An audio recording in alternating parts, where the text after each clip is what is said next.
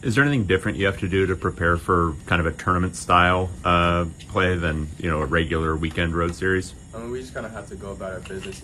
Right now we're still waiting on the game to be played against Minnesota and Rutgers. So right now we're just doing what we can do to personally get better as a team. Is there between those two possible opponents? Is there a preference? Or?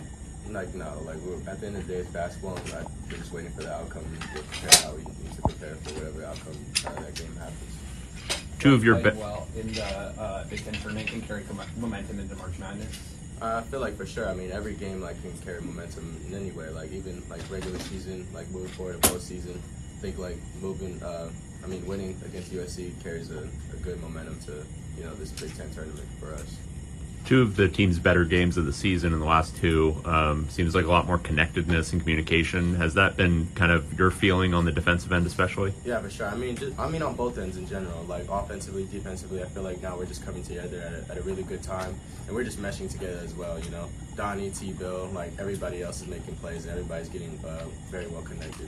We're talking a lot more on defense and, our offense, we're spreading it out a little bit more, so it's been great. If it is Minnesota, what did you guys learn from that defeat that you can apply against them the second time around?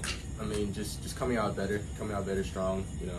Coach said when we were winning that it was kind of fool's gold a little bit, and that we still had to keep our foot on the gas. And I think just moving forward for that, we have to keep our foot on the gas. No matter if it's Minnesota or not, we have to keep our foot on the gas no matter what. And then I want to ask you just a little bit about Eric Dailey Jr. You've, throughout the season, talked about him and kind of the influence he's had on you. What is his sort of leadership and mentorship been for you? How impactful has that been? Yeah, I mean, it's very impactful, just helping me with my quote-unquote emotions, I would say. We have this thing called rage baiting in the locker room, and he's kind of helped me with that. And however coach coaches me, I'm always able to prepare for that and just take the message in. So he's been great for me this season. Why do you think you guys are playing your best basketball right now? What's changed? I mean, just our willingness to defend, I would say. We just don't want each other to lose, especially for the seniors at the end of the day. And, we kind of seen that now. And, I just think we're just going to keep moving that forward. I think it's been great so far. What are sort of, on the defensive end, just from the last two games, what are kind of the fundamental things that you guys think you have improved on the most, and what are you trying to carry forward? I mean, I would just say, on defense, you make mistakes. Someone gets blown by, a defensive rotation, happens kind of wrong. And everybody else is now able to, pick each other back up, I would say if someone gets blown by, now we're able to help the helper, if that makes sense. And just those extra rotations, those extra plays, they kind of help along with the defense, because it's not always going to look pretty. So as long as however you're going to get the job done.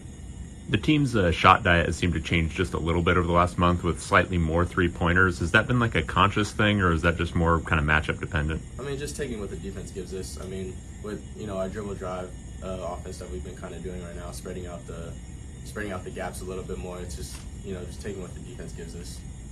Coach said that the starting five helps Tyler get more good looks playing at the five. How have you seen that? I haven't really seen it like that. I mean, I'm just playing basketball at the end of the day, whatever lineup's out there, whatever rotation is out there, just been kind of taking what the defense gives me at the end of the day. You guys have asked this a lot, but what are the keys to playing better outside of Pauley Pavilion as you head to the postseason? Sure, I think just keep what we've been doing, outside of Pauley, even at the Galen Center, just keep carrying that momentum and keep executing the game plans. Defensive efforts, all those type of things and intangibles to the Big Ten tournament, even March Madness. All right.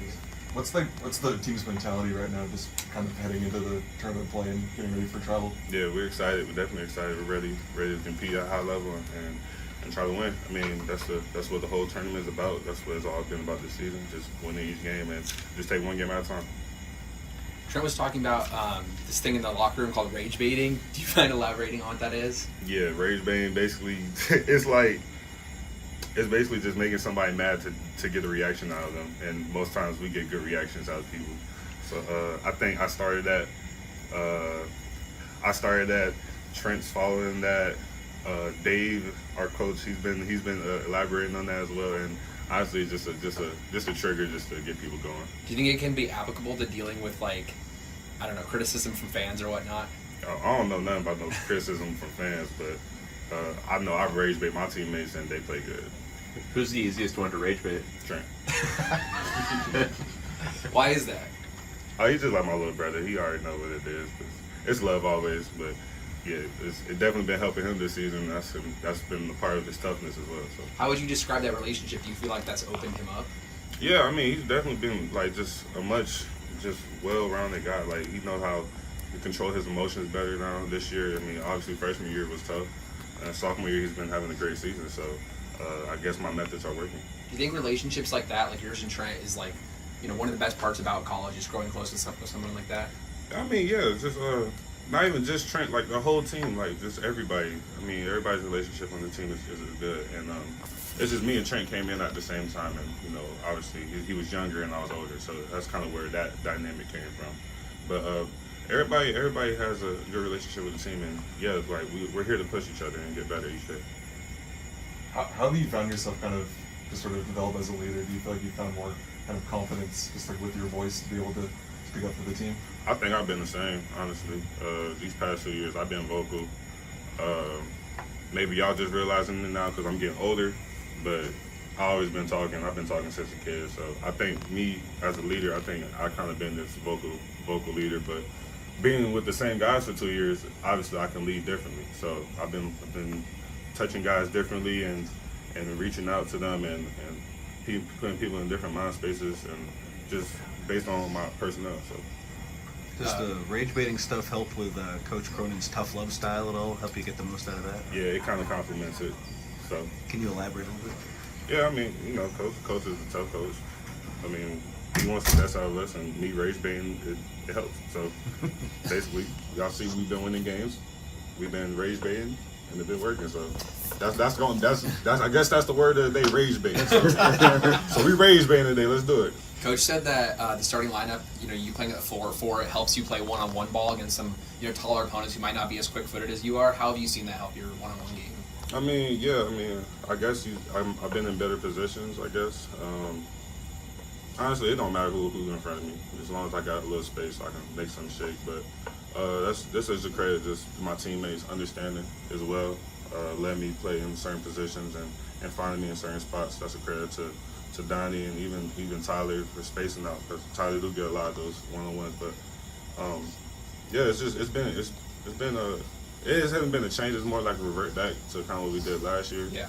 And it's been working, so we just keep it going. Yeah, I was gonna ask, do you feel like it's similar to last year?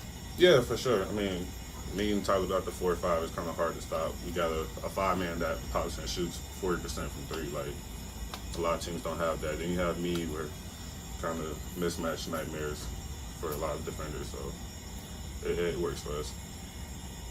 What was working so well for you in that second half against USC specifically? I don't know. I just found balance. I found peace. Found just a little flow, and my teammates saw it, and coach saw it, and they just kept letting me go. So. Now that you've had a couple seasons with Coach, what kind of impact has he had on you? And I mean, if there's anything that people kind of get wrong about Cronin, like what do you think that is? Yeah, I mean, he been consistently on me, which is good, is what I needed.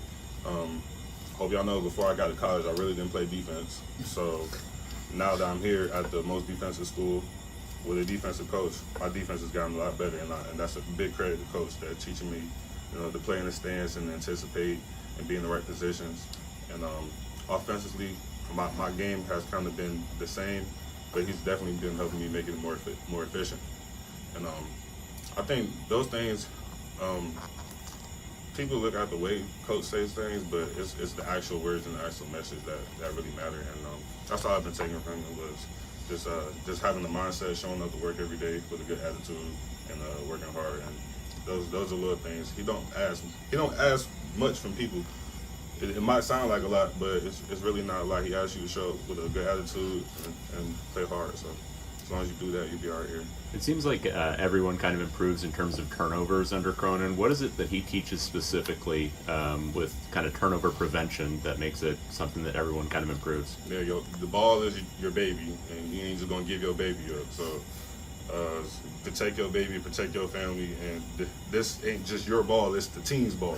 So don't lose the team's ball. We need that to go get to go get points. So yeah. Go good.